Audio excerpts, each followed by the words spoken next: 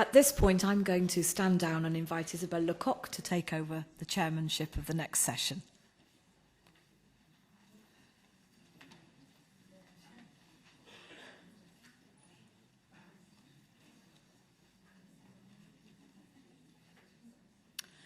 Merci Sarah. Avant toute chose, je tiens à remercier chaleureusement les organisateurs de ce forum qui m'ont fait l'honneur de m'offrir la possibilité de présider la séance, qui est la dernière séance de cet après-midi. J'en viens tout de suite avec une petite précision d'horaire. Vu les modifications qui ont été faites, normalement nous devrions terminer pour environ 16h30. Donc nous aurons, je présume, la pause café à ce moment-là, puis viendront seulement le moment des conclusions. Comme je vous l'ai dit, c'est la dernière session de ce forum, et cette session sera consacrée aux jeunes chercheurs et professionnels de la conservation-restauration qui vont nous présenter des exposés qui sont basés sur leur travail de fin d'études, qui sont terminés ou qui sont en voie de l'être. Et nous allons avoir maintenant le plaisir d'écouter Madame Amélie Duns-Ouvry. Amélie prépare une thèse de doctorat sur le peintre verrier parisien Eugène Stanislas Oudinot. Et cette thèse sera présentée à l'université Blaise Pascal de Clermont-Ferrand sous la direction de Jean-Paul Bouillon et de Jean-François Luneau. Je tiens à souligner que l'on peut vraiment se réjouir de la multiplication de ces études, notamment des travaux d'envergure comme des thèses de doctorat, sur des peintres verriers du 19e, des ateliers donc des peintres verriers, des ateliers également, dont l'activité a débordé également sur le 20e. On connaît évidemment le travail de notre confrère Jean-François Luneau. Donc, et on a cité également le travail qui vient d'être réalisé sur la firme Moméjean. Amélie est membre du comité français du Corpus Vitraearum depuis 2011. Elle étudie les problématiques du vitrail au XIXe siècle, particulièrement le vitrail civil, en s'attachant aux aspects techniques, notamment ceux qui sont décrits dans les brevets d'invention. Et son exposé s'intitule « Le renouveau du vitrail civil au XIXe siècle, les recherches et innovations du peintre verrier Eugène Oudinot de la Favrie ». C'est à vous, Amélie.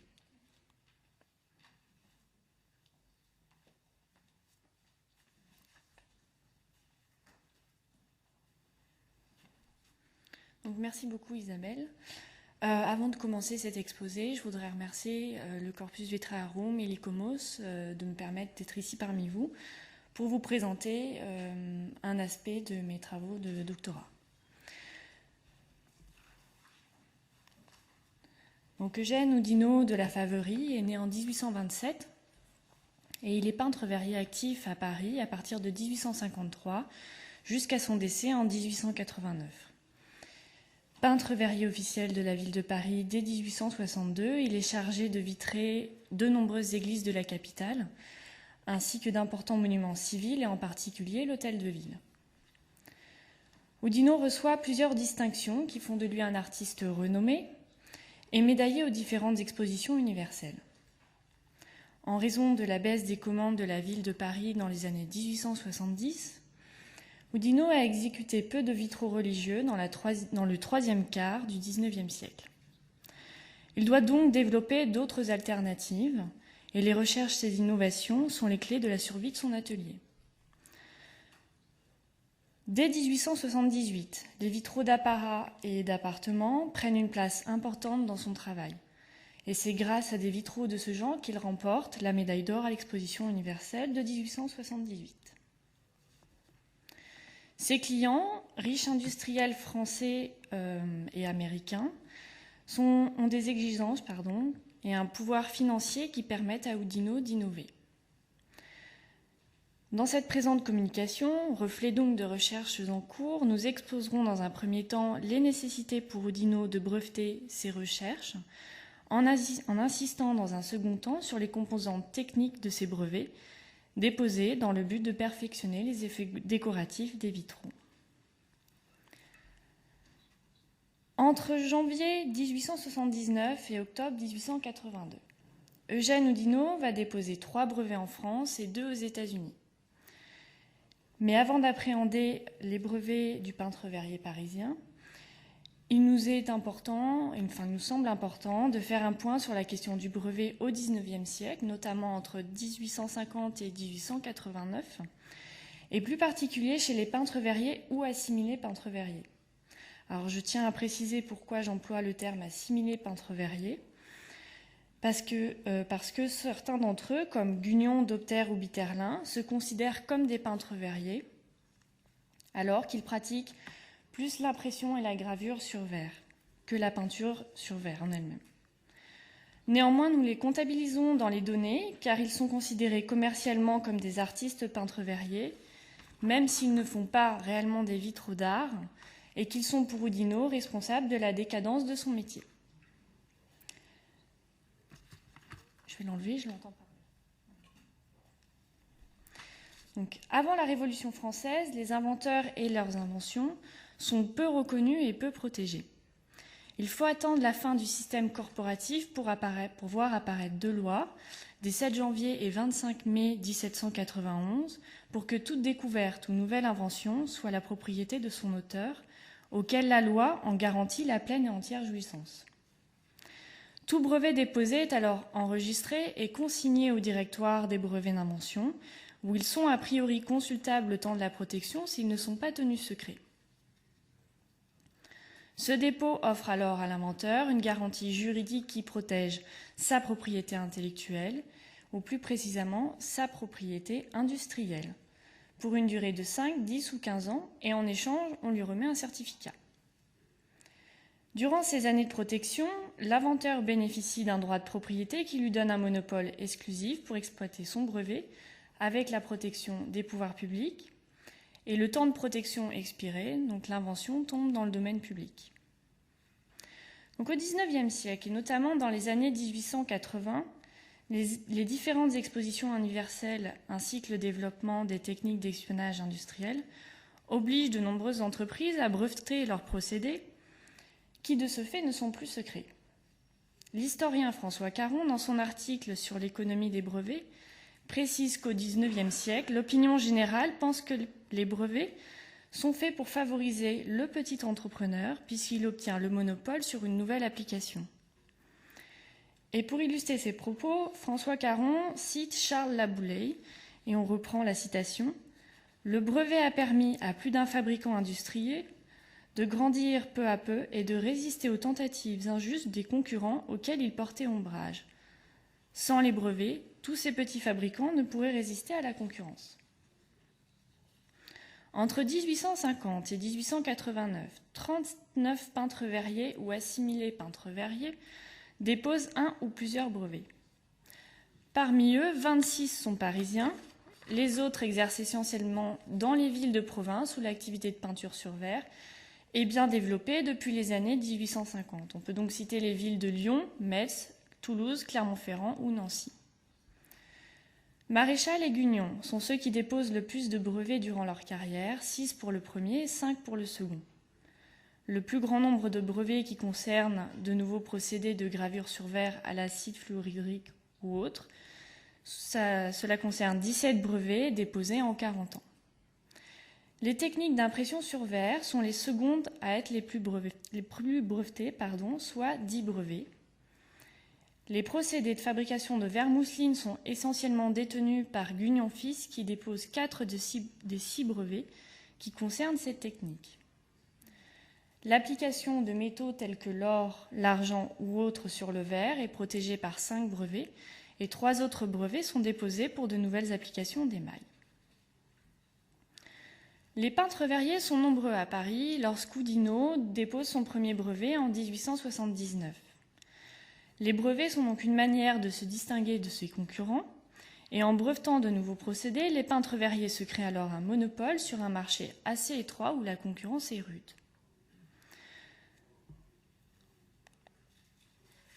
En 1879, donc, seulement 2 peintres verriers en plus d'Oudinot mentionnent dans leur annonce publicitaire qu'ils utilisent des techniques brevetées. Il s'agit de Jules Dopter et de Michel. Donc on peut voir ici, je vous ai mis l'extrait de l'annonce publicitaire qui est parue dans le Sageret en 1979. Et donc Oudinot précise qu'il a breveté une technique d'émaux sur verre et sur glace. Donc mentionner un brevet est obligatoire pour le déposant. La mention sans garantie du gouvernement doit être signifiée, que ce soit sur une affiche publicitaire, une marque, une enseigne, sous peine de paiement d'une amende pouvant aller de 50 à 1000 francs. Oudinot va même jusqu'à peindre la mention BSG-DG, breveté sans garantie du gouvernement, sur une des baies du portique du château d'Eu. Pour déposer ces brevets, le peintre verrier a dû s'acquitter d'une taxe annuelle. Celle-ci est de 100 francs, que cela soit pour 5, 10 ou 15 ans de protection. Et majoritairement, les peintres verriers choisissent la protection de 15 ans. Donc Oudinot, en déposant ses brevets, a bien compris que ces innovations sont les conditions de survie de son modeste atelier.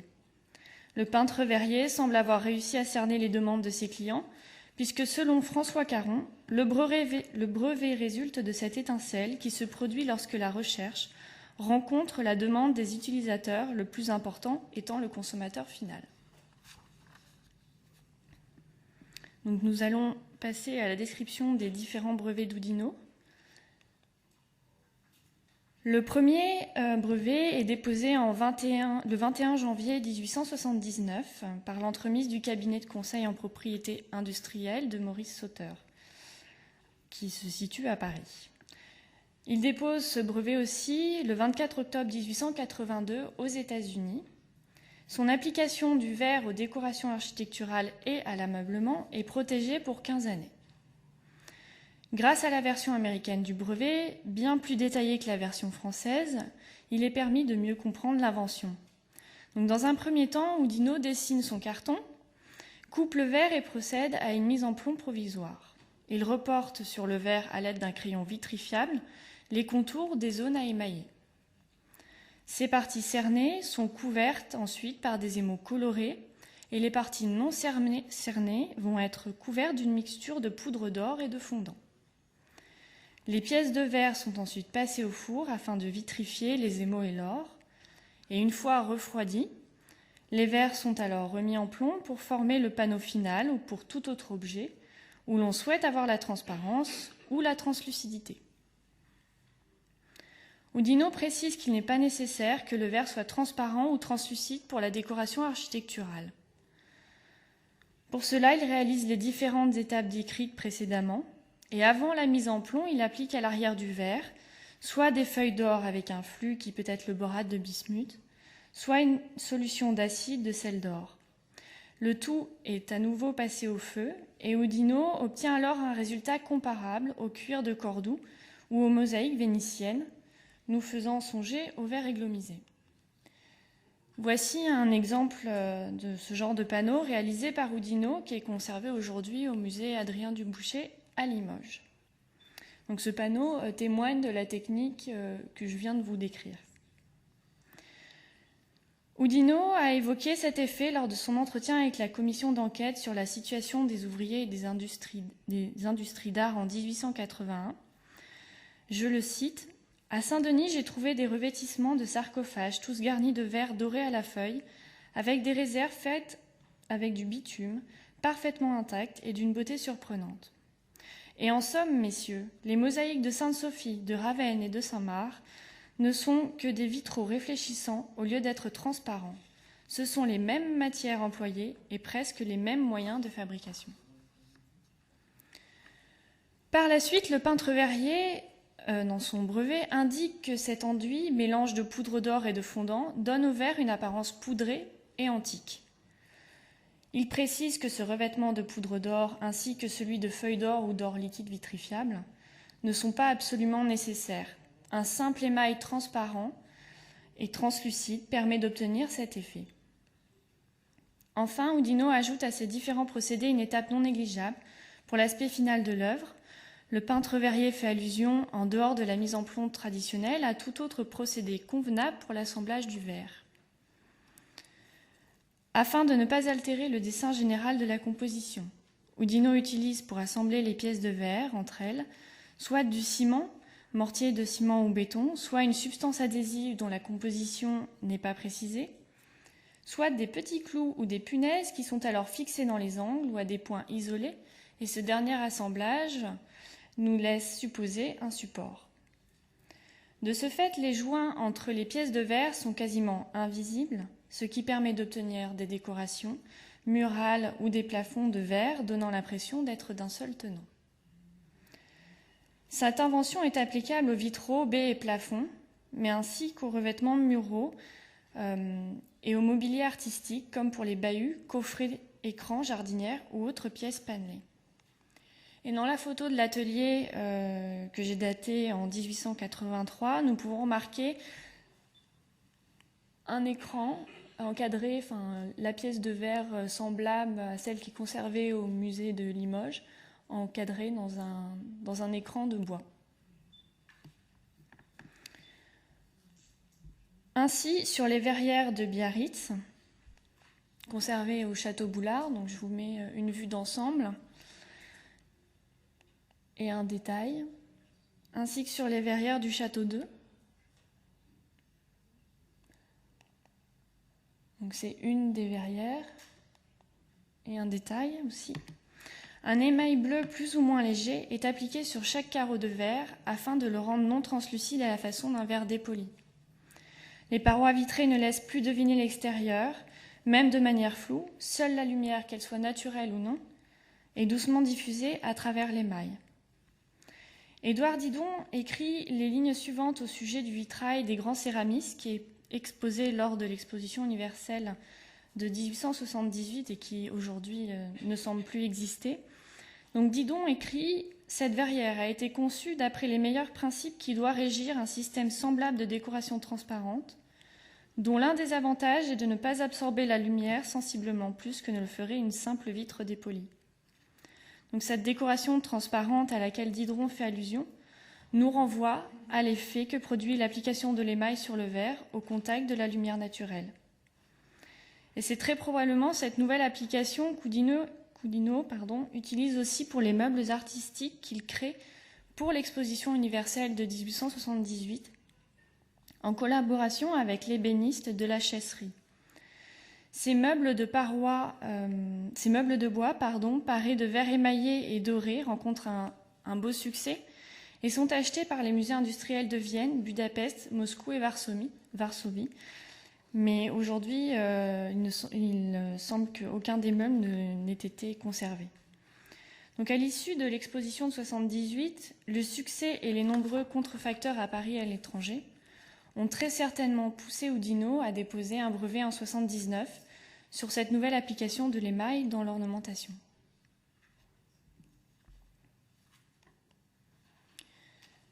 Le deuxième brevet est déposé le 12 juin 1879 et l'intitulé de l'invention est la suivante, perfectionnement dans la décoration des vitraux. Il s'agit d'une nouvelle création à part entière, indépendante du brevet précédent. Cela concerne l'application de métaux tels que l'or, le platine, l'argent ou d'autres, tant qu'ils sont convenables sur les vitraux. Les métaux appliqués doivent transformer l'envers du panneau et faire en sorte que le vitrail soit visible aussi bien par transparence que par réflexion. Le procédé d'Oudinot est assez simple. La première étape est celle commune à toute création du vitrail. Le peintre verrier peint à la grisaille des motifs sur des pièces de verre et les met au four. Sur l'autre face, le peintre verrier passe ensuite au putois une très fine couche d'or en poudre de manière régulière. La pellicule dorée est tellement fine qu'Oudinot précise que par transparence, elle est absolument invisible à l'œil nu. Il ne dit pas s'il mélange l'or avec un fondant afin de le rendre vitrifiable pour la seconde cuisson, mais cela nous semble sous-entendu. Oudinot procède alors à désenlever une fois la fine couche dorée sèche en la hachurant pour faire ressortir les contours et modeler de la forme. Puis, il éclaire le reste du verre à l'aide de brosses dures et de points de doigts pour laisser du moelleux à l'enlevage. Afin de fixer cette couche dorée, Oudinot passe au four une seconde fois ces pièces de verre et pour terminer son œuvre, il réalise l'étape finale du brunissage, un polissage destiné à faire briller l'or, l'argent ou le platine. Oudinot indique qu'il brunit pour obtenir des effets d'or mat par opposition aux zones brillantes du brunissage. Les effets mat obtenus, les fonds des pièces de verre ont alors des niels brillants, parties plus noires qui forment contraste avec la couleur et l'aspect final avec le reste de l'ornementation. Ce procédé peut être exécuté sur les deux faces du vitrail si cela est nécessaire. Cette nouvelle application permet ainsi d'obtenir un vitrail au reflet métallisé, doré, argenté ou autre, et on en a l'exemple sur la face externe des vitraux du château d'Eu. Le revêtement métallique, comme vous pouvez le voir, est appliqué à l'extérieur et ainsi, de jour, le dessin doré est visible sur la face extérieure du vitrail, alors qu'à l'intérieur, on le voit le vitrail en couleur. Donc le vitrail est bien visible par transparence et par réflexion, comme il le souhaitait. Quelques mois avant le dépôt de ce brevet, Oudinot a déposé à l'exposition universelle de 1978 des pièces de verre dorées. Les verres pour les meubles artistiques étaient à la fois émaillés et dorés, nous l'avons vu précédemment. Oudinot évoque en effet dans son premier brevet un procédé d'application de couches métalliques vitrifiées qui suppose l'état doré ou argenté de ces verres. Ce procédé est finalement assez ingénieux puisque cela permet à la lumière ambiante de la pièce où se trouve le meuble de se réfléchir sur cette fine pellicule dorée et de faire ressortir au mieux l'ornementation des verres. À cette même exposition, Oudinot présente aussi des verres sur lesquels des poissons, des plantes marines et des fleurs sont peints en émaux légers et dont le fond est semé de poudre d'or broyée au bismuth qui, en transparence, donne un joli ton de brun. L'intérêt de cet or est de produire un effet particulier, quelque peu analogue à celui de l'aventurine, lorsqu'ils sont éclairés artificiellement. C'est ce que Édouard Didron dit de ces vitraux. L'auteur fait ici vraisemblablement allusion au verre dit aventuriné, verre opaque qui, poli, offre un aspect chatoyant et scintillant grâce aux cristaux de cuivre piégés dans la matière vitreuse. Le vitrail pour Henry Gurdon Marquand, qui est un riche banquier et philanthrope de Manhattan. Ce vitrail est conservé au musée de la ville de New York et voici un détail qui peut donner une idée du rendu des différents enlevages de la surface métallisée d'un vitrail de ce genre.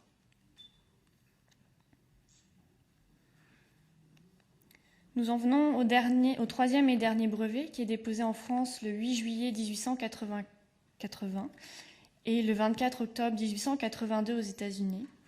Donc intitulé « Vitraux à triple effet », cette dernière invention est sans doute la plus audacieuse. Dans un premier temps, Oudinot exécute les étapes habituelles du métier de peintre sur verre. Chaque panneau mis en plomb provisoirement est ensuite couvert d'une fine couche de métal en poudre.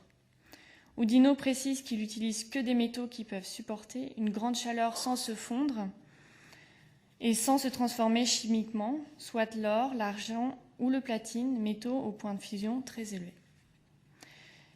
Les métaux additionnés à des fondants sont appliqués sur le verre, soit à l'aide de blaireaux, soit à l'aide d'appareils spéciaux qui permettent de tamiser la poudre d'or, qu'il qualifie d'impalpable, et de la répartir sous toute la surface vitrée.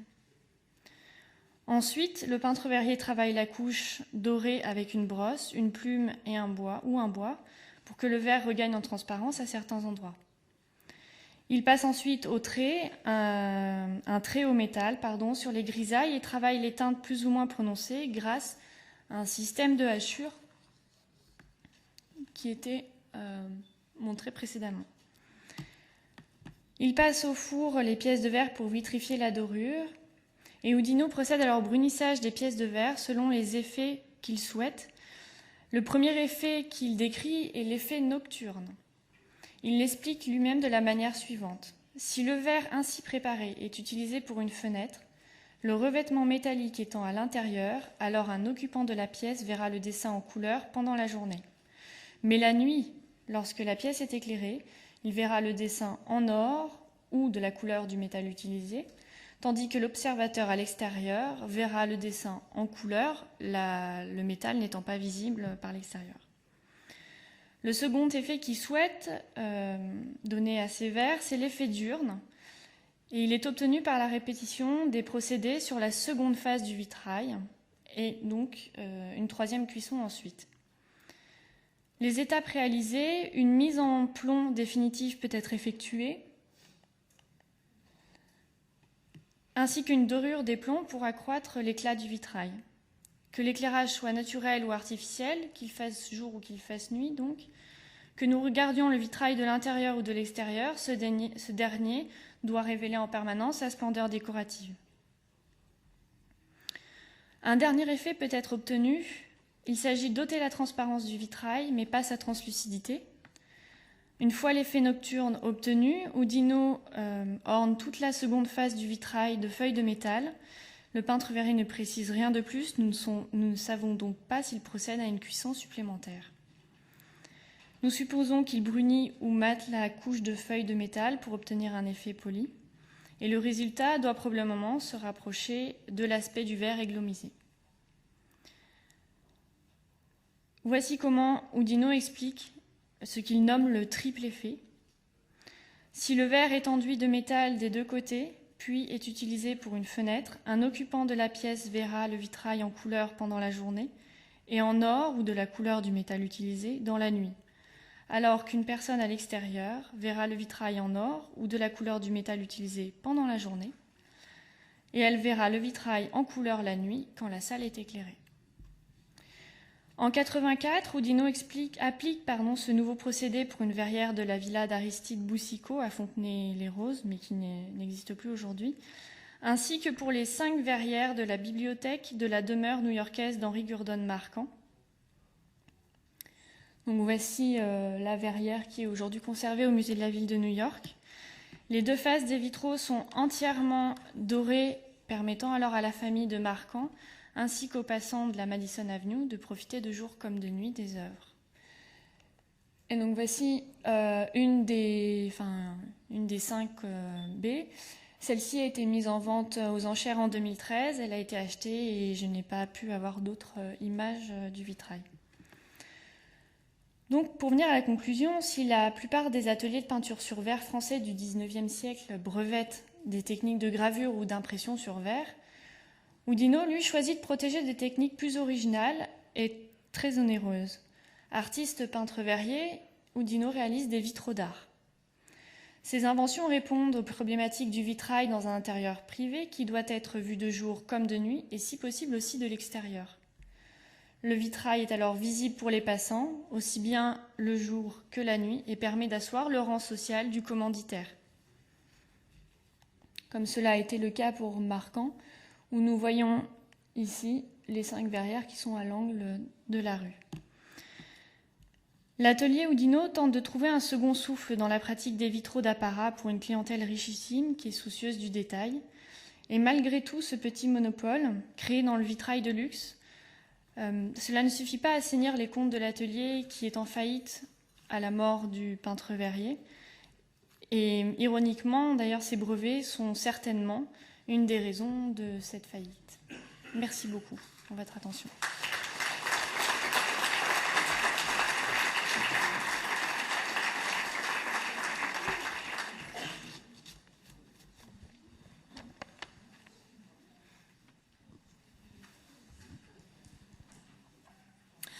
Nous vous remercions beaucoup, Amélie, pour cet exposé qui était très bien conçu et très instructif, qui nous apprend, qui nous documente sur des techniques, en tout cas moi, bien particulières. Et pour ma part, je ne connaissais pas ces techniques. Nous avons le temps pour l'une ou l'autre question. Est-ce que l'un d'entre vous en a une à poser à Amélie? Bonjour. Mylène Vigneron, Young Glaziers Trust. J'ai une question par rapport à l'influence de la production de Sèvres sur Oudinot, parce que vous avez mentionné les émaux sur glace qui étaient produits à Sèvres auparavant, et également la technique de l'or avec un fondant. Et donc ça aussi, c'est une technique qui est employée plus dans la céramique. Et je voulais savoir si Oudinot avait été influencé par les productions antérieures. Et ma deuxième petite question, quel est l'état de conservation de ces vitraux actuellement ? Alors, pour la première question relative à Sèvres, Je ne suis pas certaine qu'il ait été influencé par cette manufacture. Par contre, il a fait partie c'était un élève de Georges Bontemps à la manufacture de Choisy-le-Roi. Donc ces techniques d'émo et d'invention et de chimie sur le verre a probablement été influencé par son maître Bontemps. La deuxième question, le vitrail au musée de New York est dans un état de conservation convenable, même si il serait, dans l'idéal, une restauration pour retrouver l'éclat de l'or serait très bien. À eux, ils ont été restaurés récemment, ces 20 dernières années, donc ils sont conservés correctement. Par contre, à Biarritz, là, on rencontre un problème, c'est que la verrière subit les vents marins et aujourd'hui, elle est à 2 doigts de s'effondrer. Donc les propriétaires sont un peu en panique et normalement devaient contacter les instances qui auraient pu les aider pour réaliser les étapes de conservation. Voilà. Une autre question?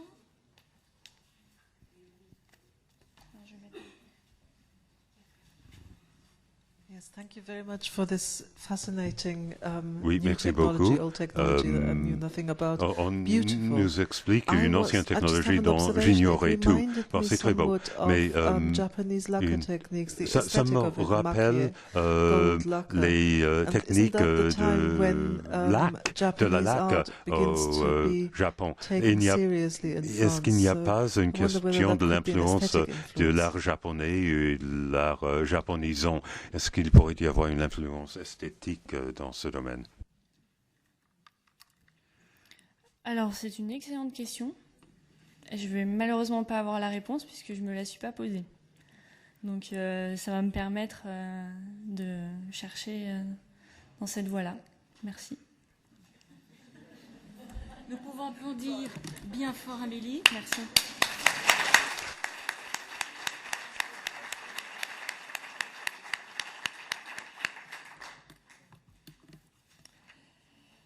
Nous allons maintenant écouter 2 exposés de jeunes conservatrices restauratrices. Et c'est d'abord Madame Emma Groult qui prendra la parole.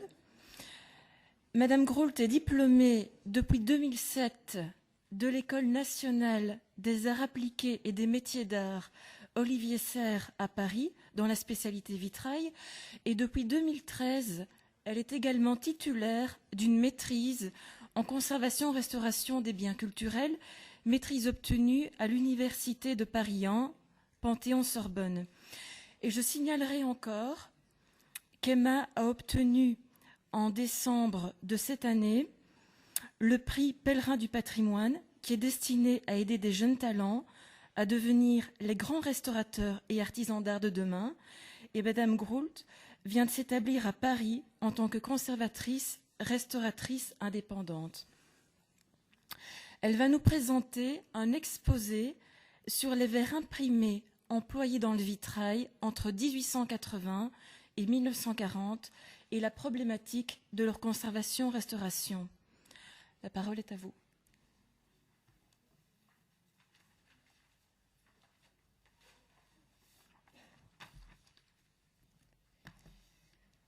Bonjour à tous. Donc cette présentation porte sur les verres imprimés employés en vitrail entre 1880 et 1940 et sur la problématique de leur restauration. Voilà. Donc nous allons tout d'abord avoir une définition des verres imprimés avant d'aborder les procédés de fabrication, la question de leur appellation et de leur commercialisation, pour finir avec la problématique de la restitution des verres imprimés.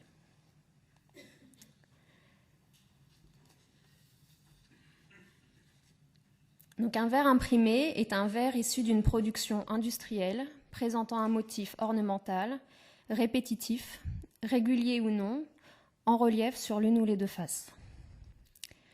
À notre connaissance, les verres imprimés n'ont jamais bénéficié d'une étude approfondie ayant été publiée.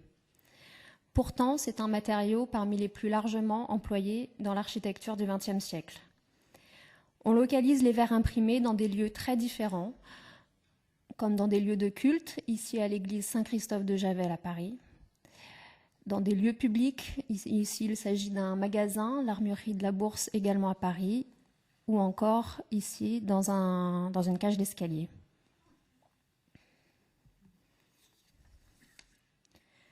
La technique de fabrication du verre imprimé est issue de la production des glaces au XVIIe siècle par le coulage du verre sur une table métallique.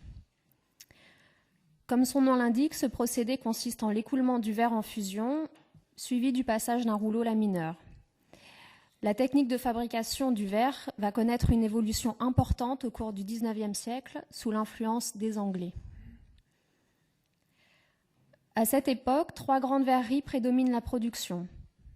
St. Helens Crown Glass Company, British Crown Glass Company et James and Hartley Company.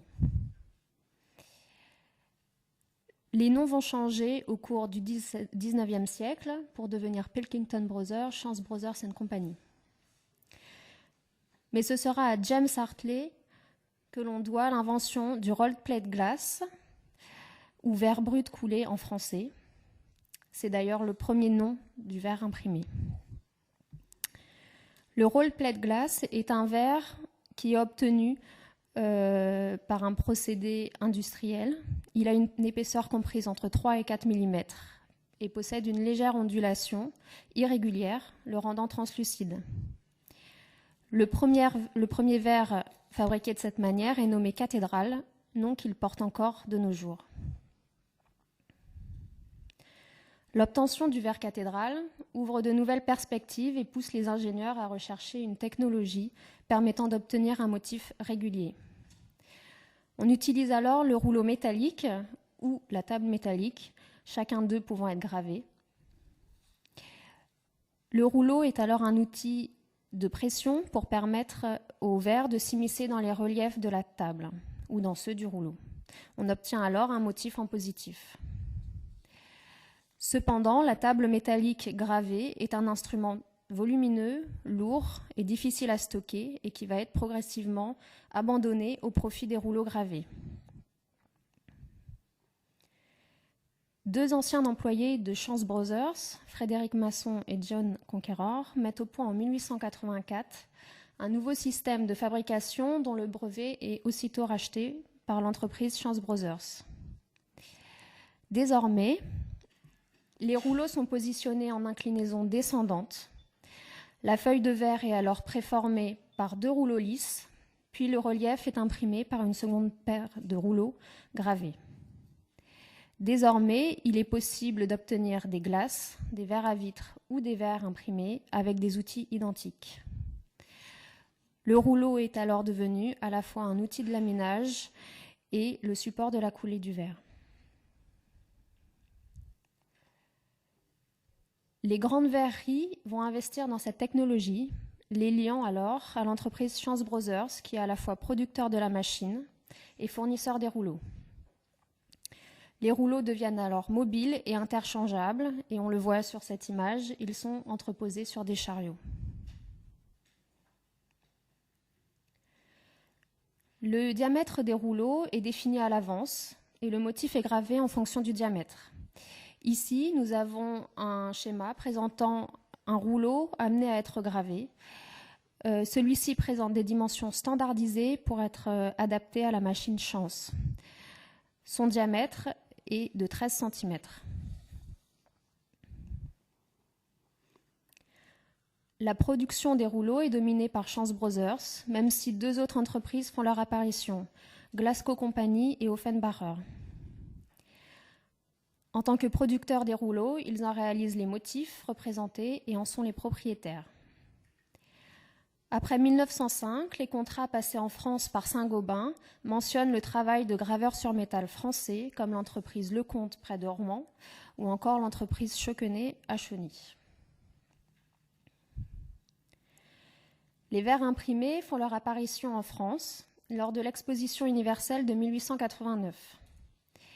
Il faudra attendre 1903 pour voir émerger le comptoir général des ventes, qui est un regroupement de différentes verreries françaises permettant de réunir dans un même lieu l'ensemble des produits et de les écouler en fonction de la demande. Chaque graphisme est acheté auprès des producteurs de rouleaux, puis la nouvelle propriété des modèles est déposée auprès du secrétariat des prud'hommes. Grâce à ces dépôts, il est possible de déterminer la paternité des motifs à l'une ou l'autre des entreprises. Les fabricants offrent une gamme variée de modèles dont l'évolution est notable dans les catalogues. Nous avons pu consulter 11 catalogues français encore conservés, permettant de comprendre l'évolution de la demande entre 1880 et 1940. Ces catalogues sont tous réalisés d'une même manière, à savoir une courte introduction présentant le rôle des verres imprimés et leurs conditions de vente, et les pages suivantes qui représentent les verres par un dessin ou une photographie et les nomment à l'aide de numéros, parfois complétés d'une appellation spécifique, comme ici le verre Delta ou le verre Nevada.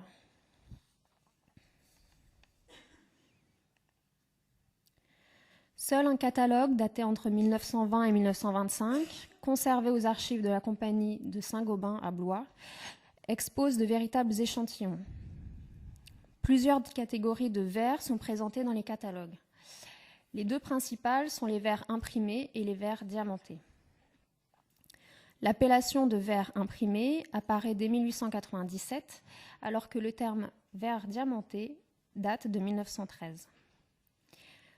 La différenciation de ces deux catégories de verres est difficile. Il s'agit tous deux de verres ornementaux, issus d'une production identique dont les motifs s'avèrent graphiquement similaires. Pourtant, les verres imprimés et les verres diamantés sont parfois présentés la même année dans le même catalogue. C'est le cas ici du verre imprimé numéro 4 et du verre diamanté numéro 8, présentés simultanément dans les catalogues de 1913 et de 1927. Des examens macroscopiques et microscopiques des verres, complétés par des analyses de leur composition, n'ont pas permis de différencier ces catégories. Il semble que cette différenciation soit plutôt d'ordre visuel, à savoir une impression en creux ou en relief du motif, mais qui ne peut être appréciée sur la simple représentation photographique des catalogues. Cette difficulté d'appellation entre verre imprimé et verre diamanté n'est pas le seul obstacle auquel on se heurte en étudiant les verres imprimés. Ne suivant pas les numéros ni même les appellations données dans les catalogues, les verriers ajoutent à cette confusion en attribuant des noms évoquant des sensations ou des définitions succinctes du motif. Nous trouvons ainsi dans le vocabulaire des verriers des verres dits givrés, il faut que je le retrouve, givrés, cailloutis ou encore crocodillés.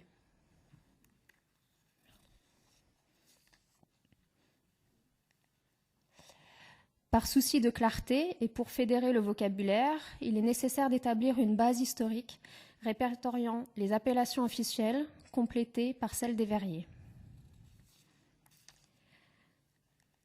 De même, l'ensemble des informations collectées sur les verres imprimés peuvent être compilées, comme les observations des échantillons en face interne et en face externe. Il en est de même avec les informations relatives au modèle graphique en lui-même, à savoir la propriété de ce modèle ou encore son apparition dans les catalogues commerciaux, qui sont autant de données pouvant figurer dans cette base.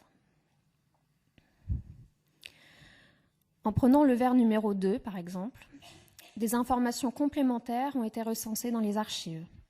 On apprend ainsi que ce modèle a été fabriqué en 1923 en tant que verre armé, que le diamètre de son rouleau était de 12,9 cm et que la quantité de verre vendue pendant l'année 1913 est de 13 000 m². L'application d'une méthodologie est donc indispensable pour permettre l'exploitation de toutes ces données par les professionnels, aussi bien historiens, scientifiques, conservateurs et restaurateurs.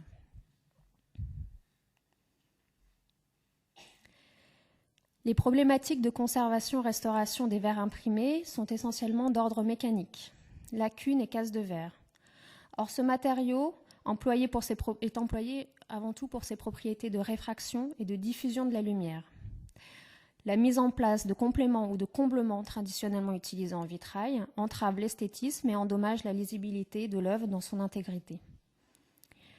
La solution la plus évidente pour permettre la restitution des lacunes est la réalisation d'un verre imprimé à partir de la technique du coulage du verre entre deux rouleaux. Cependant, cette solution nécessite une mise en œuvre très complexe, coûteuse et rarement possible à appliquer.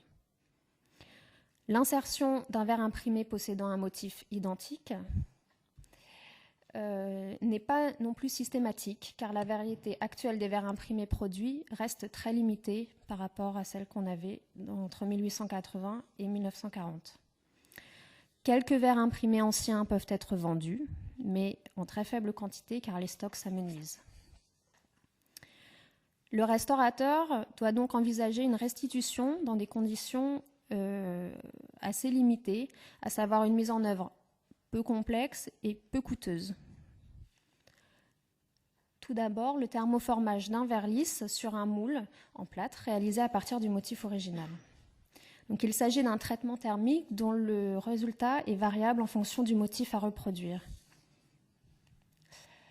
De nombreux essais sont parfois nécessaires pour obtenir un verre possédant une vibration lumineuse et une transparence suffisante. De plus, le relief est souvent moins marqué que celui du verre original. La gravure à l'acide fluorhydrique sur un verre permet d'obtenir une dévitrification superficielle de la surface en contact de l'acide pendant un temps variable. Ici pendant 1 heure, là pendant 1 heure et demie, on peut aller bien au-delà. Visuellement, le motif est reproduit, mais l'absence de relief ne permet pas le jeu de réfraction et de réflexion de la lumière. Enfin, le moulage à l'aide d'un élastomère de silicone permet de conserver le motif.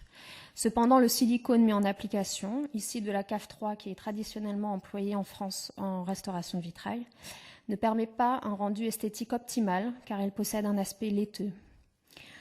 L'application d'un autre type de silicone, cette fois transparent, peut être envisagée, comme c'est le cas dans d'autres domaines de la restauration du patrimoine.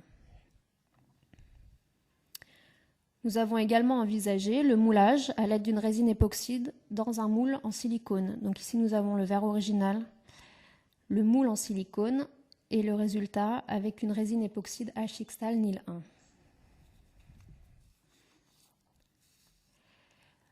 Le résultat est optimisé et les jeux de réfraction et de réflexion de la lumière sont conservés. Pour ma part, j'estime que la résine HXtal Nil 1 offre un résultat plus satisfaisant par rapport aux autres tests mis en application précédemment, notamment en raison de sa transparence et de son meilleur vieillissement. Le tableau récapitulatif présenté ici permet de comparer les avantages et les inconvénients de chaque technique. Toutes sont applicables. La solution est à adapter en fonction de l'œuvre, de son lieu d'exposition et de ses conditions de conservation. Notons tout de même que la perspective d'un moulage à l'aide d'une imprimante 3D permettra sans doute l'obtention d'un moule correspondant parfaitement au verre original. Cette technique reste onéreuse, mais commence toutefois à faire son apparition en conservation-restauration. En conclusion, nous pouvons insister sur la nécessité de réaliser un corpus des verres ornementaux. Ce travail demande le soutien de chaque partenaire en France, mais également dans le monde. Pour preuve, cette illustration qui présente des échantillons de verres imprimés commercialisés à Sydney en 1905, qui me permet d'insister sur la dimension internationale que pourrait avoir cette base de données. Ce recensement est indispensable pour la connaissance et la préservation de ce patrimoine trop souvent dénaturé par des restaurations inappropriées.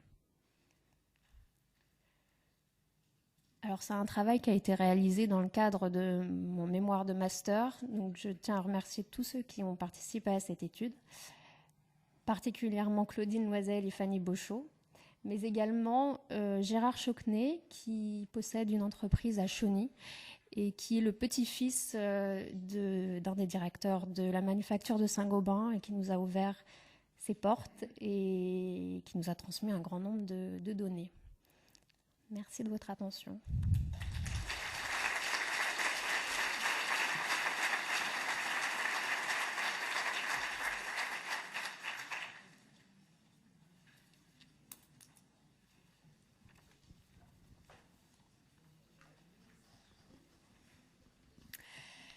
Emma, nous vous remercions pour cet exposé qui rencontre les So préoccupations thank des you very much for historiens that d'art discussion, et des which conservateurs shows restaurateurs that art qui travaillent sur les historians vitraux and des 19e et conservers 20e siècles. En effet, on se heurte souvent à des problèmes de terminologie pour désigner les différents types de verres imprimés qui abondent dans les vitraux, surtout les vitraux des époques Art Nouveau et Art déco.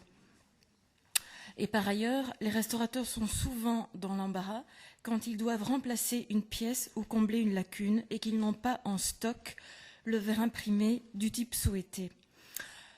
La parole est à l'Assemblée. Avez-vous des questions ?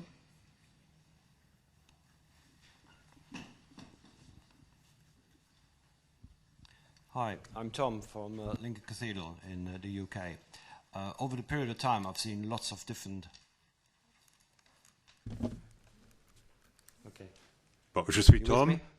Vous écoutez, d'accord. Donc, je suis Tom de Lincoln au Royaume-Uni et j'ai vu beaucoup de surfaces, beaucoup de motifs sur le verre avec ce verre imprimé. C'est une matière magnifique, surtout avec ce qu'on a fait au cours des années 20 et 30. Et j'ai appris qu'il y avait de véritables artistes qu'on avait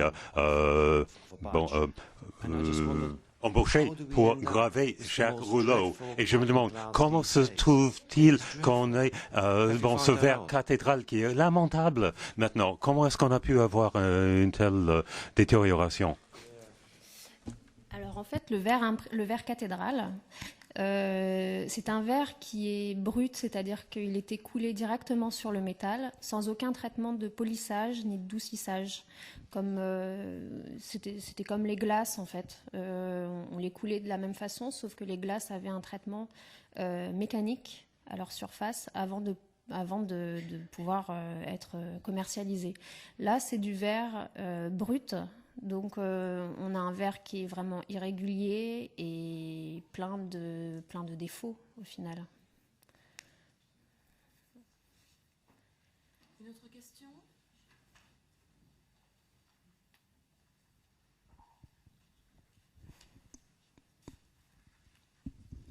Bonjour.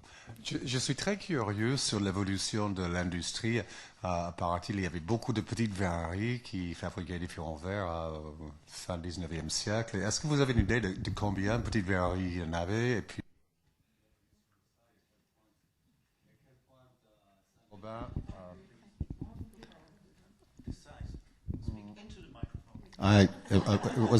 et à quel point Saint-Gobain a devenu plus ou moins de monopole en France? Je suis juste curieux sur l'historique de ça. Si vous avez une idée de... Il y avait énormément de verreries à cette époque-là, mais c'est vrai que l'évolution de ce pan-là, de l'industrie, je ne l'ai pas étudié vraiment en profondeur. Une question là-bas. I have a question. When you're casting, J'ai une question. C'est bon. when you were casting your own glass, the Lorsqu'on natural glass, vous avez coulé du verre pour in the United répliquer States, at least, le a verre lot of that ancien, old lorsqu'on fait cela clear aux glass États-Unis, beaucoup de has ce been verre solarized, a été starting to turn solarisé purple and pink. et commence à changer de couleur Do you have any way avec to des compensate pourpres for et that des while roses. you're Est-ce qu'il y a making a new un glass moyen to match? d'éviter cela, de faire that la a même problem chose here? quand vous fabriquez du verre nouveau pour la sortir? Est-ce que c'est un problème? Est-ce que vous arrivez à répliquer les couleurs altérées? Pour le moment, mon étude s'est vraiment basée sur les verres incolores, parce qu'effectivement, après, on a toute cette problématique-là des verres opalescents, imprimés et opalescents. Et donc, c'est encore une autre étape à franchir dans la recherche, mais les produits verriers du XXe siècle sont vraiment une source inépuisable de projets de recherche possibles. Donc il faut continuer au contraire et rechercher sur ce point-là. A follow-up to that, though. That's not. Bon, ce n'est pas tout à fait ce que je voulais dire. Donc, textured glass. Il y a eu beaucoup de verre that was made, say, prior to World War blanc I, fabriqués avant la had a lot Première of Guerre mondiale. manganese in it, Il y avait beaucoup de manganèse. turns colors Et with ça ultraviolet change light, de mostly couleur, pinks, purples. surtout avec we're trying to les match rayons glass, UV, clear des glass. roses Sometimes we et have to des try to pourpres. match that Et parfois, new quand on shade veut that wasn't actually trouver quelque made, chose it was just made d'assorti, by the il faut sun. trouver les mêmes You have a way nuances. to Et on ne les avait pas color your fabriquées glass en to rose. match. C'est le Or soleil is qui that avait not a fait ça. problem Est-ce in que Europe? vous pouvez colorier le verre nouveau pour répliquer l'altération dans le temps? Ou est-ce que ce n'est pas un problème en France? Alors, j'avoue qu'on n'a pas tout à fait les mêmes problématiques en France. C'est vrai qu'aux États-Unis, on a énormément de verres je pense à Tiffany, qui ont utilisé ces verres-là. Je ne sais pas si c'est exactement votre question, en fait. Mais en France, déjà, on a le problème de la restitution du motif. La question de la couleur se pose un peu après, mais en général, on essaye d'appliquer des peintures pour ne pas choquer en restituant une lacune.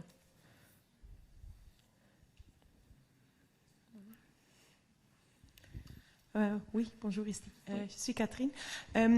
J'ai une petite question. J'étais vraiment fascinée aussi par les échantillons faits par le Hextall, mais je me demandais à quelle mesure vous pouvez, the measurements.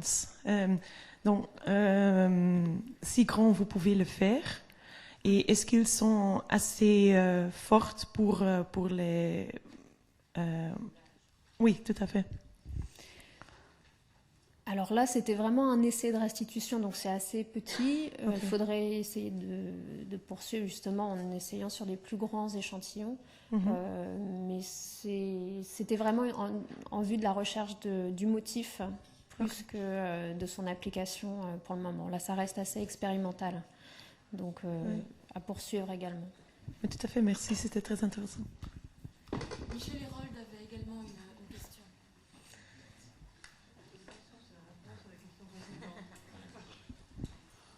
Merci.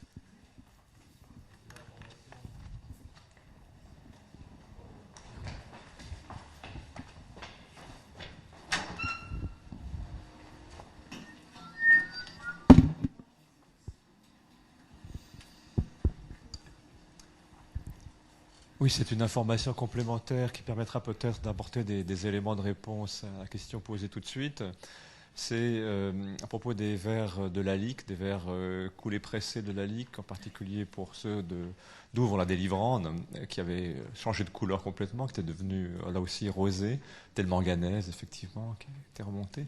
Et la solution était la recuisson des dalles de verre de Lalique, qui a permis de retrouver leur blancheur initiale. Avec une protection UV après. Avec une protection UV après. Bon, me précise-t-on derrière.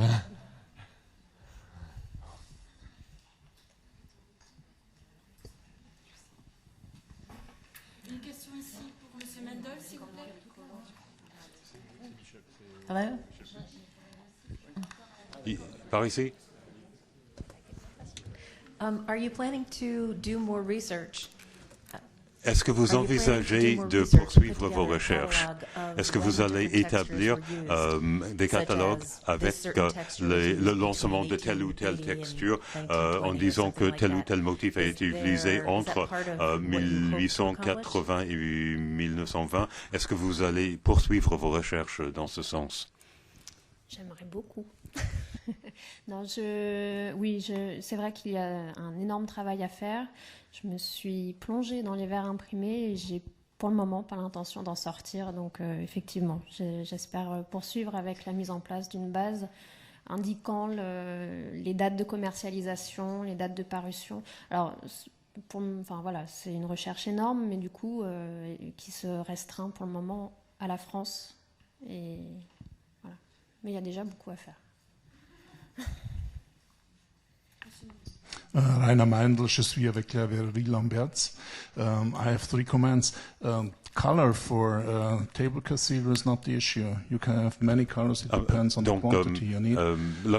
That's the first comment. The second one le couleur ne devrait pas être un problème. Deuxièmement, l'effet de la solarisation avec le manganèse, on peut renverser cela en le repassant au four. Ce n'est pas un problème. Le problème, c'est la restauration. Est-ce qu'on veut vouloir revenir à l'état d'origine avec un verre tout blanc, tout clair, ou est-ce que vous voulez avoir ces nuances rosées? Et puis, il y a le problème le plus important, et donc c'est le motif. Si c'est uniquement du verre cathédral, pas de problème. Mais s'il y a un motif spécifique, donc c'est un problème immense, parce qu'aujourd'hui, les rouleaux coûtent entre 50 000 et 100 000 euros pièce par rouleau. Et il faut beaucoup de verre pour que ça rentabilise.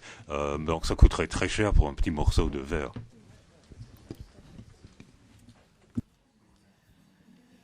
Oui, Monsieur Morteau, restaurateur de vitraux. C'est juste une observation suite à la question posée par j'ai pas retenu le nom là, concernant le thermoformage. Donc en fait, effectivement, on peut thermoformer ou utiliser l'autre procédé que vous avez dit pour faire les empreintes. Et en fait, il y a une méthode aussi qui est aussi simple, c'est d'utiliser, après, on a quand même une gamme de verres quand même très très vaste, et c'est d'utiliser un deuxième verre et de le superposer, et on peut s'approcher assez près, quoi, en fin de compte, de la pièce d'origine. Donc pour au niveau de la couleur, je parle uniquement, et ça évite peut-être de réinvestir dans des rouleaux et tout un tas de mécanismes, et de s'approcher quand même assez près quand même du résultat qu'on veut obtenir. On voudrait que ce soit complètement illusionniste, mais bon, dans la conservation, des fois, il était intéressant que ça se dire, on s'approche de l'illusionnisme, tout en gardant le côté qui tranche, qui fait que on se dit, tiens, c'est pas ancien quand même. Vous voyez, je sais pas si je me suis bien exprimé, mais disons que c'est une facilité que nous, on a souvent employée et qui est assez pratique pour ces verres qui sont introuvables. Oui, ça rejoint d'ailleurs l'exposé de Christa ce matin avec ses loupes, où au final on fait un petit peu de bricolage pour essayer de parer à ce manque de matière. C'est juste une petite remarque à ce que M. Meindl il a dit. Ça paraît d'être choquant d'investir beaucoup d'argent pour retravailler un rouleau, pour imprimer une certaine structure de verre. Mais je sais que ça a déjà arrivé à la Glasmalerei Peters, je crois que c'était encore avec Christel de Fils et avec Markus Kleiner, qu'ils ont fait retravailler un rouleau, ils ont fait retravailler une grande quantité de verre pour un projet. Ils étaient forcés d'acheter tout le verre qui était, je ne sais plus combien de centaines de mètres carrés, mais ça valait le coup. Pour le projet, c'était parfait. Et enfin, c'était une structure qui était très célèbre en Belgique, je crois. Et après, il y avait plein de clients qui sont venus et qui ont demandé ce verre structuré-là. Et nous n'avons même pas pu satisfaire la demande. Alors, ça arrive aussi des fois comme ça. Hein.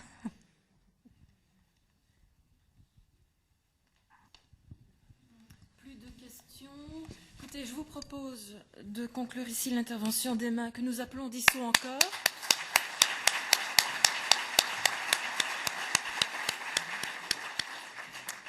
Et maintenant, j'ai le plaisir d'introduire la dernière présentatrice de cette session, qui est Madame Catherine Mesdac, qui est également conservatrice, restauratrice diplômée. Et Madame Mesdac est issue d'une famille de maîtres peintres verriers, créateurs et restaurateurs, qui a ouvert un atelier à Gand en 1947. Pour ainsi dire, elle est tombée dans la marmite du vitrail étant très jeune. Catherine vient d'être diplômée de l'Université de York en janvier 2015, où elle a suivi la formation en Stained Glass Conservation and Heritage Management.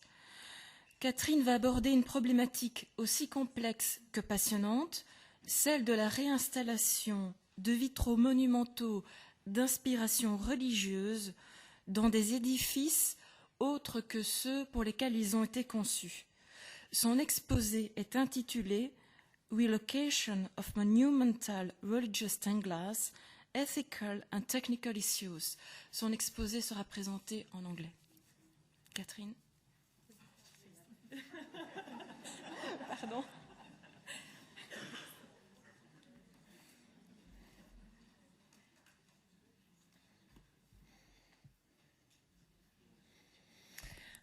Good afternoon.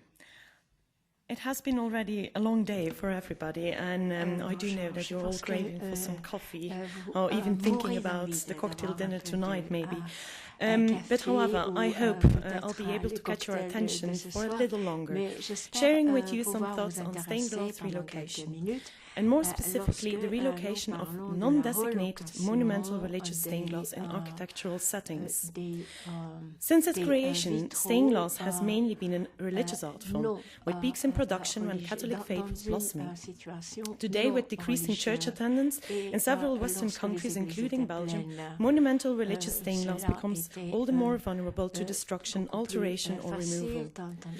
Driven by concern for this fragile heritage and the strong belief that well-managed stained glass relocation can play an important role in its salvation, I allowed myself to think about this subject as topic for my MA dissertation at the University of York.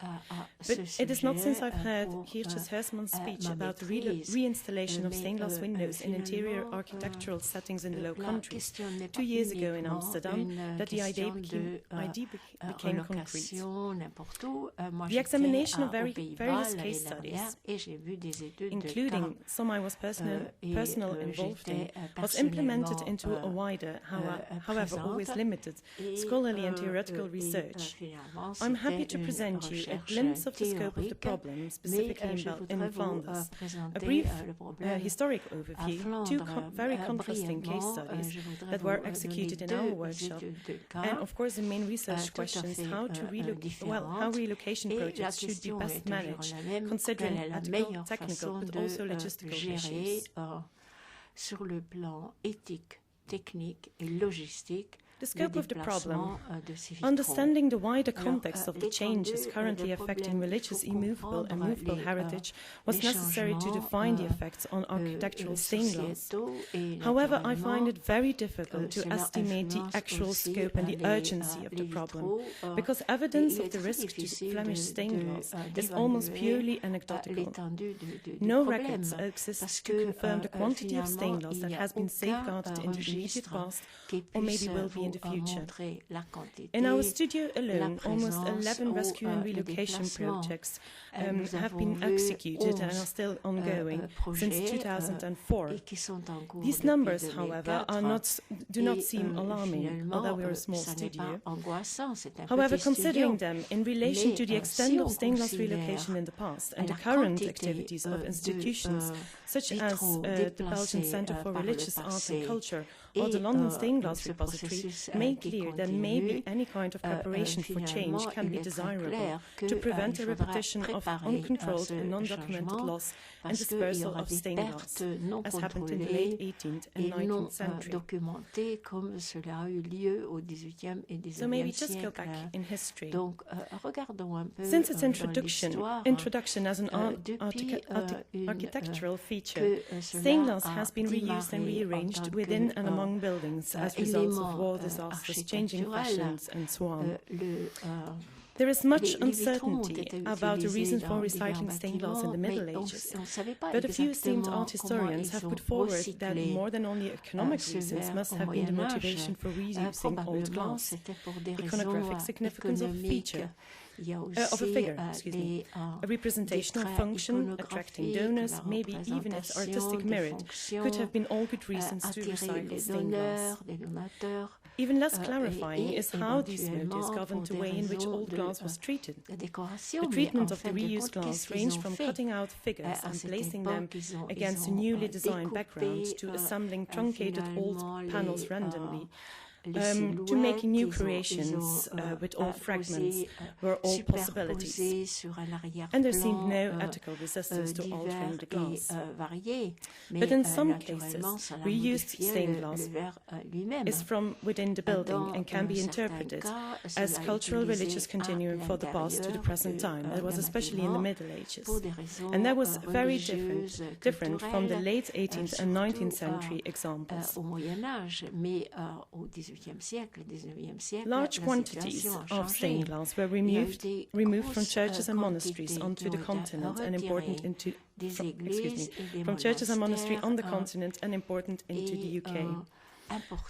All too often stained glass ensembles and monumental windows were dispersed between several sites, as was the case for the abbeys of, for example, Steinfeld, Herkenrode, Heverlee, as many more. The context in which the glass was then reused was often very different from its original context. The main motives for reusing stained glass were mainly aesthetic, or as a representation of the idealized medieval period. These motives clearly influenced the treatment of the glass, which was adapted and rearranged according to the needs of the new setting and the architect or owner's wishes. That was the case, for example, in the Cotis's house on Strawberry Hill, but also in many less frolic private houses. And of course there are exceptions, as we've seen with the Herkenrode glass. Although the result may not seem so different between the Gothic and the Gothic Revival period, the motivation was. When considering studies such as Park Abbey in Heverlee, in which a lot of effort is put into reconstructing the ensembles and even the reinstatement of the glass in its original architectural context, it seemed to me only logical that a possible repetition of such loss of stained glass should be prevented from happening. Of course, as long as designated buildings and stained glass within it is optional, our most beautiful artworks are protected, but what about the rest? Let me present you two case studies first. The first case study, called the Westervliet Project, an early 20th century 5-lancet stained glass window depicting the Holy Family was originally part of an ensemble of windows in the chapel of the Holy Family Public Hospital in Ghent. The designer of the workshop who produced the windows is unknown, but the technical execution of the stained glass was of high quality. As a result of changing building plans, the east window needed to be removed. Fortunately, the resident sisters, Josephines, commissioned the safeguarding of the window, including the stone mullions and tracery, in 2002. The original idea was to place it in their garden. But that idea was never further developed. In 2006, the window was offered to the Sisters of Our Lady of Sorrows, who were by that time planning the build of a new care facility in Bruges, and they accepted the window. The architect, Luc van den Boogaarde, was informed about this relocation project before starting his design, and fortunately he was willing to accept the challenge of giving this monumental window a worthy new location. Because of its monumental size, is 3.4 by 5.6 meters, he suggested an alteration to the original building program and created a large chapel rather than a small spiritual room. The window functions as an internal wall dividing the chapel from the hallway. The stained glass was reinstalled in its original stone structure, apart from the steel lock bars that were renewed. A reference to the original inside-outside function of the window was kept by a different finishing of the surrounding wall on both sides. Brick for the hallway side and the plaster finish with a detailed ornamental border for the chapel interior side. Donc intérieur, extérieur, et voilà, ici vous voyez qu'est-ce que ça a donné à la fin. Both stained glass and stone were in a relatively sound condition, and the conservation treatment was kept minimal. The biggest challenge was the artificial illumination of the stained glass, and that had to be aesthetically pleasing on both sides. An LED application was used that consists of thin opal acrylic plates, which are laser treated according to a custom-designed algorithm, resulting in an even spread of light over the whole surface. These plates have the same same shape and measurements as the stained glass panels and are inserted immediately behind the stained glass panels. So over here you see that the panels are first installed, then the light plates were installed, and then these are actually printed photographs of the finished and conserved panels, and these were installed before the flat bars were added. And over here you see that all the wiring, because of course every plate was wired separately, and all the wiring was hidden in the grooves. So you couldn't see anything of the wiring anymore after finishing the project. Also, multiple adapters and dimmers were used to change the light intensity and to be able to perfect it for every panel.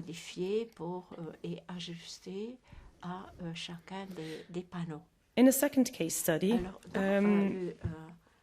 this might be better called actually an example of artistic recreation rather than a relocation. However, it is an interesting case for just generating some debate about this topic. The chapel of the Kloosterke of the Sister Bernardines in Oudenaarde contained, among other stained glass, 4 monumental windows delivered by the Compagnie van den Oude that dealt in religious objects and religious interior design. Atelier Krieks, possibly one of the biggest stained glass workshops of its time and situated in Brussels, executed the windows. Each window depicted a saint, in the center surrounded by with the heraldic sheets of the abbesses of the congregation between the 13th and the 18th, beginning of the 19th century. If it would be allowed to say so, artistically and technically, these windows were not of extraordinary value. Much more significant, however, in this case, was their social and historical value, representing the history of the congregation. In 2011, when the sisters moved to a smaller home further along the street, they wanted to relocate these 4 windows. So the 4 windows. The rest of the stained glass remained in situ. The interior of the new chapel was designed by interior designer Florence Cos in a modern, minimalist style. Cos was not very enthusiastic about the idea of historic glass in her very modern designed chapel. But she had no, she couldn't do anything else but accept the client's wish. However, on their both requests, only one of the saints was kept, only the St. Bernard. This is in the interior side of the old chapel. This is an interior of the new chapel. It's very, very different. So the heraldic shields were kept, and the figure of St. Bernard, but they were cut out of their original surrounding and inserted into a modern composition. Like the 3 other saints, however, were not relocated. One of them by now is in Ethiopia, and 2 others, are in the storage of the sisters. A large number of issues arise in every relocation project. I focused only on the ethical, technical and logistical issues, but there are also legal, financial, iconographical, cultural, sensitive issues as part of the overall relocation process. Selecting what should be rescued, the removal of stained glass from its original location, alterations to the fabric and its insertion in a new place, they all have substantial impact on the value and significance of both stained glass and architecture. Of course, we would prefer to preserve every stained glass window in its original context, but sometimes stronger forces decide otherwise. The question here is how to be prepared if this happens. What to preserve, what is worth saving is the first choice that has to be made. It is not possible, maybe not even desirable, question to rescue every stained glass window and every building. Historic, social and artistic value of the windows condition and the windows conditions are all factors that can be weighed up against each other. The cost of removal, storage and relocation are also substantial and somehow must be justifiable. How to preserve? It could be questioned whether relocation is the best option to preserve at-risk stained glass, but it is impossible to preserve every salvaged stained glass window in a museum. Indefinite storage cannot be the alternative either, is it? When relocated, at least the artwork can still be admired, functions as a salvaged remembrance of the past, and it demonstrates a certain interest in the glass. In that respect, relocation may be often the best option. But then how to relocate? The perfect relocation does not exist. It is a matter of choosing a hierarchy among criteria in the value assessment and prioritizing aspects within the process. Finding an appropriate place is a balancing act. Distance, type of building, iconographical appropriateness and suitability of the actual space are factors to bear in mind. Many historic and contemporary case studies demonstrate that the adaptation of stained glass varies from minimal intervention to complete alteration and recreation. How to decide what is appropriate for a particular window depends entirely on its statement of significance, in combination with the opportunities that occur. Ideally, every decision-making should be based on previous study. Unfortunately, this is far from customary for non-designated buildings. In the aforementioned case studies, no preceding study was part of the commission, and even no neutral and supervising heritage consultant was involved. If change cannot be stopped from happening, it should be managed properly, especially because stakeholders often have very conflicting agendas. An objective method of value assessment and strategic planning are necessary in order to balance the disputable opinions and achieve desirable results. The guidelines on ways of dealing with religious objects, but also the valuation methodology Geertje Huisman mentioned, namely assessing museum collections. These both guidelines are created in the Netherlands, and I found them, although not created especially for stained glass, very suitable methodologies for the valuation of architectural stained glass in this, in relocation projects. Especially interesting about these is the fact that the emphasis lies on the hierarchy among criteria and the contextual value assessment being one aspect within a result-oriented management strategy. As you can see, value assessment is just the third step in a solid strategy that has to be followed in order to achieve any result. The Westerview window functions perfectly in its new place, despite the fact that it changed city and owner. I have to say that for now, the altar is still at the other side of the room, but they are going to place back the altar in front of the window, so that at least the window, will be set in its setting as it was in the beginning. So it will still function as it was meant to be. But this would have been problematic with the Oudenaarde project due to its specific value, social value of the heraldic sheets. So it wouldn't work if it's located in another place as well as it does right now. It is also because the social and symbolic value can take the lead in the value assessment that this project, although hazardous and radical, maybe can call a successful creative relocation project. Again, question. Such treatment of the glass, however, would be unthinkable for the Westerview project. Equally important as the ethical considerations is the provision of professional technical advice during every project. Technical expertise in stained glass conservation and creation, as well as storing, framing and lighting, is indispensable to propose appropriate and feasible treatments and presentation options. In that respect, a lot can be learned from examining various case studies, contemporary case studies, but also the historic examples. The Vestervik project is an exceptional case study because the architectural design was adapted to the stained glass, and even the stone frame was retained. Nevertheless, its installation was challenging. Firstly, the chapel was built on the first floor, which required a reinforcement of the overall structure. Secondly, because of the orientation of the window, it had no natural light and a lot of reflected light due to the large windows on both sides of the chapel. As such, the illumination system that we've installed had to be created. But it does not always have to be that complicated or expensive. In some cases, new frames need, well, in most cases, new frames need to be made and mounted, but these solutions can be simple and relatively low cost. This is still the Vestervik window, as you can see on the first floor. This is a Capernier window installed in the St. Nicholas Church conservation project of Alata-Rambaud. But we helped mounting the panels, and this is in a frame actually put in front of the window. Simple but still beautiful solution.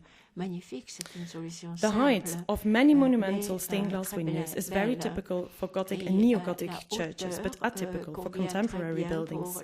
Therefore, the issue of alteration almost always occurs when it concerns monumental windows. In some cases, the stained glass windows can potentially remain on the same seat, that is entirely rebuilt and transformed into a modern building.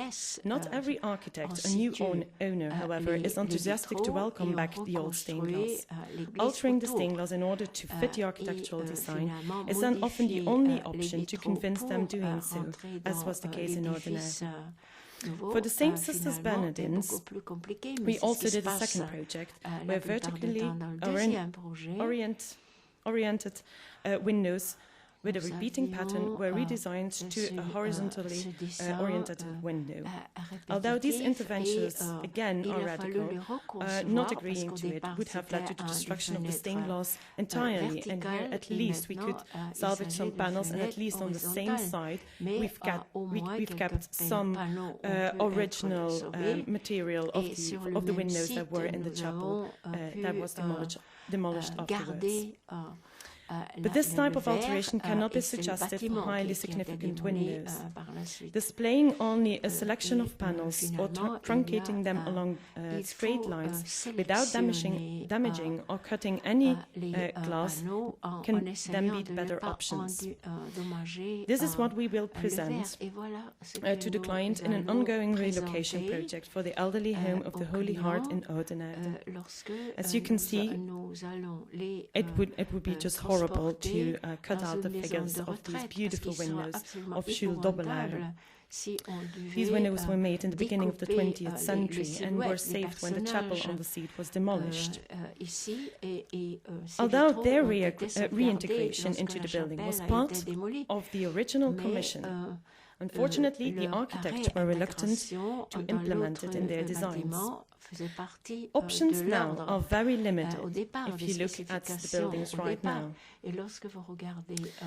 But very likely the only, very likely the only financially feasible and acceptable option will be to install the figurative panels on the inside in front of the windows, mounted in a frame. The height of the windows do not allow having 3 panels on top of each other. So here you can see that if we have 3 panels, it still will be too big, and that's a bit of a pity. On the other hand, if we cut it, so if we cut it around the red lines, then at least we wouldn't damage the panels too much. And as you can see, the picture on your right-hand side is a picture of the situation before the panels were deinstalled. So as you can see, it was already truncated. Of course, that's not the very original situation, but they were truncated somehow as well. Or you couldn't see them entirely. Au départ, mais ici, vous voyez néanmoins Besides ethical guidance and technical expertise, every relocation project needs a stained glass promoter or manager, if I can say, a supervising person or institution watching over the stained glass from the moment it is at risk until it is stored and relocated again. In both case studies, the relocation was made possible thanks to the driving force of the owners and, in the case of the Westerville, also the architect. And this is why the whole process runs smoothly to completion. In cases where at-risk stained glass lacks a promoter or a relocation plan from the outside, its future is much more insecure. Demolition or removal by independent traders are then often alternatives, or even when the safeguarding is secured, it can take years before an appropriate relocation occurs. If an opportunity presents itself at all, salvage stained glass needs to be promoted in order to raise awareness of its existence and the significance of the glass. The London Stained Glass Repository is a very interesting initiative in that respect. It is a charitable trust that rescues good quality glass and seeks to find new homes for it. They also offer temporary storage, promotion through an online catalogue, ces créations. Et c'est une bonne idée and technical d'avoir advice. ce genre de catalogue online. In Flanders, the Centre for Religious Art and Culture is a government-funded coordinating centre for promotion, safeguarding and managing religious movable and immovable heritage. They also offer contemporary storage for religious artworks and are occupied with developing value assessments and management strategies based on the same guidelines as I've mentioned before.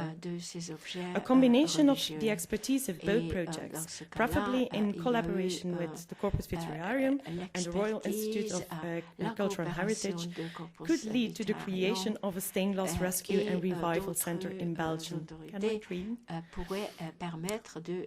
Or should we see it in a wider perspective and think about a European or even global network, assuming that in some cases a stained glass window or ensemble of windows can be relocated entirely and more appropriately abroad, rather than being truncated in order to stay in its country of origin.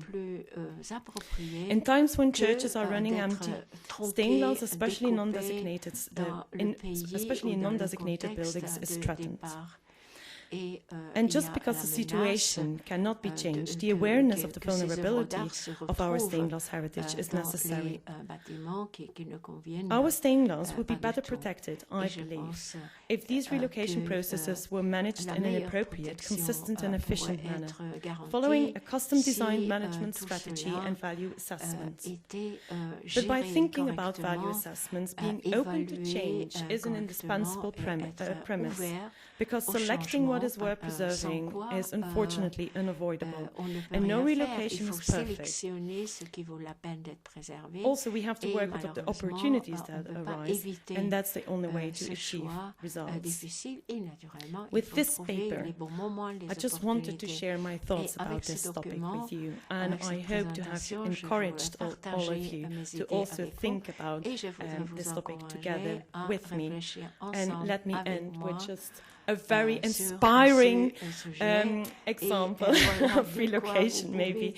Thank you very much for your attention, and thank you very much for this opportunity.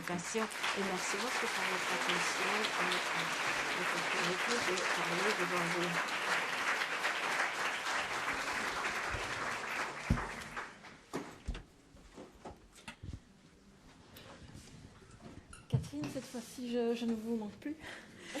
Nous vous remercions pour cet exposé qui était illustré avec des cas particulièrement bien choisis et la proposition de méthodologie que vous nous avez soumise. Je suppose que les questions dans l'Assemblée sont nombreuses. Qui va se jeter à l'eau?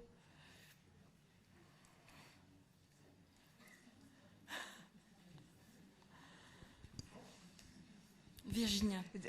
Virginia Raga, the United States. Bon, Virginia des États-Unis.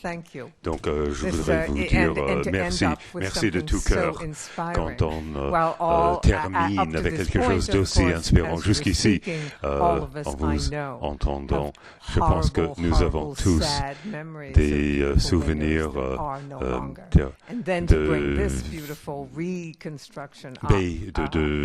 vitraux qui n'existent plus Et puis, quand j'ai vu cela à Rouen, c'était remarquable. Je l'ai vu il y a 3 jours. Donc, merci beaucoup. J'espère que cela va encourager les gens à penser de façon plus sérieuse. Aux États-Unis, on est absolument lamentable à cet égard. Parmi ces raisons, c'est qu'on a une telle privatisation des immeubles, des édifices religieux. Donc, on a les cultes qui ne parlent pas entre elles et ne vont même pas inviter des historiens de l'art ou d'autres qui veulent aider pour ne serait-ce enregistrer ce qu'il y a dedans avant la destruction des édifices. J'espère que cette innovation aura un grand avenir et j'espère qu'on pourra éventuellement faire cela aux États-Unis et on pourrait éventuellement, si tout va bien, vous envoyer du verre allemand, français et belge. Bon, qu'il me soit permis de dire quelque chose. J'ai découvert un tel projet en Philadelphie. Donc, il s'agit d'un atelier qui essaie de faire à peu près ce qu'on fait avec le repository de Londres. Donc, ils essaient de retrouver et de trouver une maison pour... c'est vrai, je n'en avais pas parlé parce que je ne sais pas ce qu'il faut dire. Et il le démontage des vitraux avant de chercher une autre utilisation du bâtiment. Donc, ils font leur tournée avec des clients potentiels, des acheteurs potentiels pour envisager de démonter les vitraux alors que l'Église sert toujours aux fidèles. Donc, je pense qu'il y a cet aspect éthique, il faut des règles. Just to clarify that a little bit, Pour préciser un peu les choses. Donc, il y a des villes de Buffalo et Détroit où on a abandonné la moitié de la ville. Il existe ces monuments qui vont s'effondrer. Je ne sais pas si c'est vraiment le cas, mais il y a beaucoup d'églises qui sont fermées et bon, il y a des problèmes. Oui, d'après ce que j'ai compris de la Philadelphie, il n'y en a pas de même. Donc, il y a des églises qui sont fermées, il y a d'autres églises qui sont reconstruites ou construites, et je pense qu'on devrait réutiliser les vitraux d'une église qui va être démolie, et donc on va construire une nouvelle église. Et si tout va bien, on pourrait construire la nouvelle église autour des vitraux. Mais il faut gérer cela d'une meilleure façon pour que les choses puissent se passer au mieux. Stéphane Trumpler, Vitromusée. Je dois ajouter quelque chose, je pense, à ce sujet du point de vue d'un musée, parce que évidemment, nous recevons tout le temps des propositions de prise en charge de vitraux, et ça concerne des vitraux du 19e siècle, mais de plus en plus aussi des années 60, des années 80, qui maintenant tombent un peu en disgrâce. Vous connaissez ces vagues. Et je dois aussi dire que dans les 30 ans, ou comme ça, que je vis cette situation, je n'ai jamais vécu une situation où on a pu replacer, où on nous a redemandé un vitrail. Et même, il y a eu des situations où nous avons su qu'un ensemble a été démantelé, quelqu'un a pris les meilleures pièces, les plus belles pièces avec les têtes, etc., et quelques années plus tard, ils sont quand même revenus, même ces panneaux, après héritage ou comme ça, sont revenus.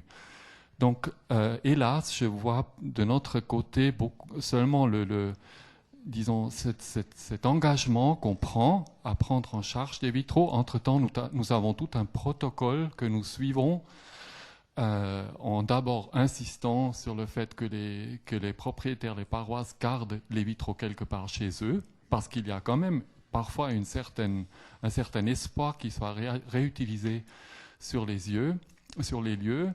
Par rapport aux vitraux plus récents, c'est beaucoup plus difficile parce que souvent les créations plus récentes sont faites pour un lieu précis. Et dès que l'œuvre d'art, l'intégration est enlevée de ce lieu, comme vous le savez, il perd son sens. Et la réutilisation est encore moins probable.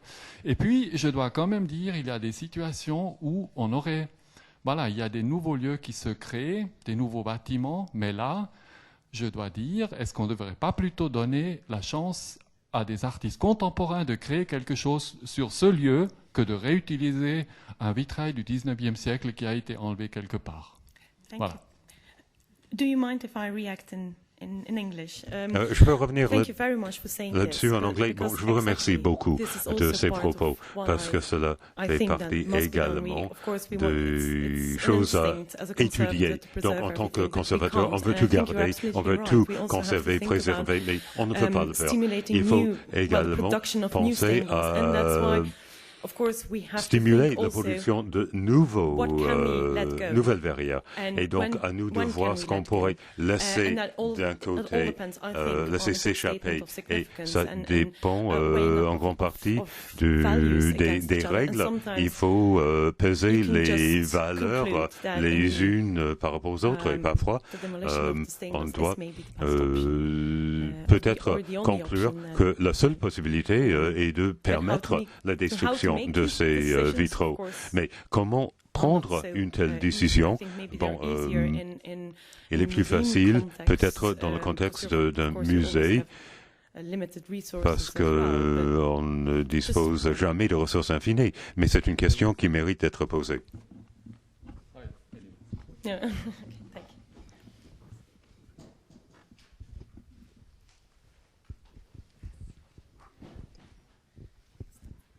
Je crois qu'apparemment il n'y a plus de questions, donc avant de vous lâcher vers le café, je voulais encore vous inviter à applaudir les 3 participants de cette dernière session qui se sont brillamment débrouillés.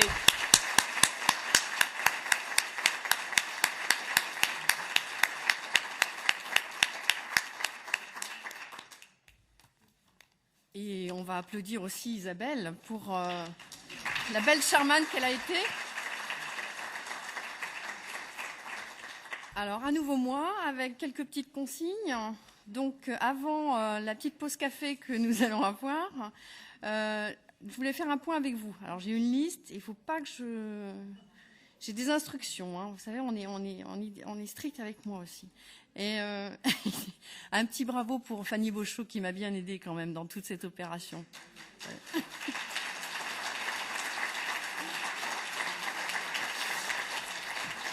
Alors, revenons aux instructions, parce que c'est elle qui me... Alors, je suis encadrée. Donc, par rapport... écoutez-moi bien. Les explications, en fait, pour l'expo et le repas de ce soir. Donc, pour les personnes qui viennent. Donc, pour l'exposition, il va y avoir, en fait, 3 groupes. Donc, on va tous aller au Trocadéro, à la Cité de l'Architecture et du Patrimoine. Dans vos mallettes, vous avez les instructions pour y aller. Le métro, c'est Trocadéro et vous ne pouvez pas rater l'endroit. C'est vraiment le bâtiment qui sera à la sortie du métro. Donc, dans le hall, on organisera 3 groupes de visites. Le premier groupe en anglais à 18h45. Le deuxième groupe à 19h en français et un troisième groupe à 19h15 en français. Donc ça, c'est pour les groupes et les premiers inscrits. Vu le succès, on a une liste d'attente complémentaire et donc vous allez pouvoir lire les listes au moment de la pause café. Là. Donc c'est les personnes qui sont dans la liste complémentaire, la liste d'attente. Quand vous arrivez, vous venez vers moi et on va gérer en fait votre entrée au sein de l'exposition. Donc voilà, liste d'attente, vous venez vers Claudine. Donc voilà pour l'exposition. Ensuite, le repas est sur place pour les personnes qui ont souhaité prendre part au dîner proposé dans le cadre de ces 2 journées, sera sur place à la Cité de l'Architecture et du Patrimoine. Donc vous avez à l'exposition et ensuite on est dans le même bâtiment pour le dîner. Voilà, c'est clair. Ensuite, donc ça je l'ai dit. Les explications en fait pour les visites de demain. Donc ça c'est terminé pour aujourd'hui. Maintenant, demain matin. Vu l'ampleur en fait et le succès de cette visite à la Sainte-Chapelle, on a un premier groupe de 90 places pour la première visite et je vous demanderai d'être à 8h45 à la Sainte-Chapelle. Donc pour qu'on puisse rentrer, la sécurité est ouverte spécialement pour nous. Normalement, la Sainte-Chapelle est ouverte à 9h30. Ils ouvrent les portes spécialement pour vous. Et donc, à 8h45, les inscrits sur les poteaux, en fait, vous allez voir les affiches, qui font partie du premier groupe, doivent être présents à 7h. C'est pareil, pour la Sainte-Chapelle, il y a des listes d'attente qui ont été mises en place. Et là, c'est pareil, ces personnes, quand elles arriveront vers 9h15. Il y a beaucoup d'infos. 9h15, vous arrivez et là, vous serez pris en charge, et entre autres par moi et par Fanny, pour pouvoir rentrer au sein de la Sainte-Chapelle et avoir une visite qui vous sera aussi faite par les 3 conférenciers que nous avons. Ensuite, vous avez, suite à la Sainte-Chapelle, les 3 visites. Saint-Odile, Saint-Étienne-du-Mont et Saint-Odile, Saint-Étienne-du-Mont et Saint-Germain-l'Auxerrois. Vous y allez par vous-même. Évidemment, comme on sera tous sur place, il y aura des petits groupes et on pourra y aller plus ou moins ensemble. Mais c'est à vous de vous diriger par vous-même sur ces sites et les visites commencent à 11h pour terminer à 13h. On a prévu un créneau horaire. Maintenant, il peut y avoir une flexibilité, mais dans les 3 sites, on commence les visites à 11h. Donc, comme je vous ai dit, vous y allez donc par vous-même ou en groupe, on s'y retrouvera. Pour Saint-Étienne-du-Mont, il y aura 2 groupes de visites, puisqu'on est un nombre trop important. Et ça aussi, les listes sont affichées là sur les poteaux, enfin sur les affiches qui sont dans la rotonde. Donc vérifiez bien vos noms et les horaires sont bien précisés à quel horaire vous devez être à l'endroit. Alors évidemment, vous avez donc dans vos sacs les adresses. Donc c'est assez simple. De la Sainte-Chapelle, pour aller à Saint-Étienne-du-Mont et pour aller à Saint-Germain-l'Auxerrois, vous pouvez y aller à pied en, disons, 20-25 minutes. Prévoyez une demi-heure. Pour Saint-Odile, qui est plus loin, là, il y a en fait, vous avez les instructions, il y a les stations métro, ils font compter 40 à 45 minutes. Je vous ai tout dit. Maintenant, là, je vais être au niveau de la rotonde. Si vous avez des questions, vous n'hésitez pas à venir vers moi. Vous vérifiez bien où vous êtes inscrit, les horaires, vous notez bien. Et puis, voilà, le tour est joué.